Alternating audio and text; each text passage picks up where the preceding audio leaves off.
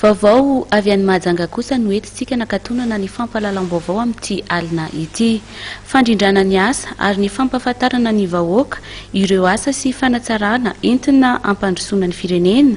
Ireo no nivohitra tamin'ny fiaonan'ny minisitra ny serasera sy ny fifandraisana amin'ny androm-panjakana ary Laurent Rahajasson omaly maraina tamin'ireo tompon'andraiki-panjakana sivily sy miaramila tany amin'ny faritra Boeny iny.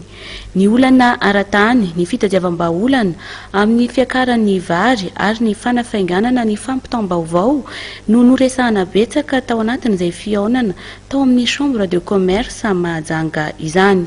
Ny ministra ny serasera raha teo dia ministra miainy faritra Boeny. Marc Antoine no mitatitra itsika izany vaovao izany.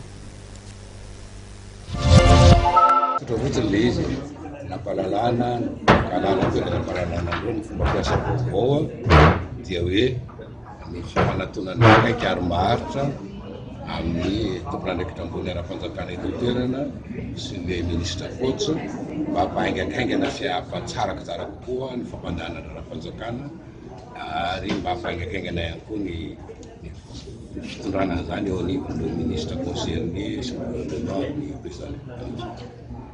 Le lara-pahamehana dia mazava be le fanjakana fanjakana foibe na aty amin'ny faritra miasa misavatra ataony misy fipetra raisiny manoloana andreo olana isa tokony iainana fa ny olana tsy hainy tsy voapitany amin'ny vahoaka zany asa rehetrarehetra zany fa na mangina fotsiny zao le tompon'andraikitra na koa tsy mampiasa le serasera tokony mampiasaina hampalalana an'izany amin'ny olona. Ny filoham-pirenena zany tamin'ny nanao fitsidihana teto dia mbola naverina zany vao tamin'ny herinandro io tany Antsiranana tamin'ny resahana ampanao gazety Senatona dia nanao calcul mihitsy hoe raha mivary afarana raha tonga any Toamasina mividiny ohatr'izao ka entina ty Mahajanga mividiny ohatr'izao dia tokony 6800 FMG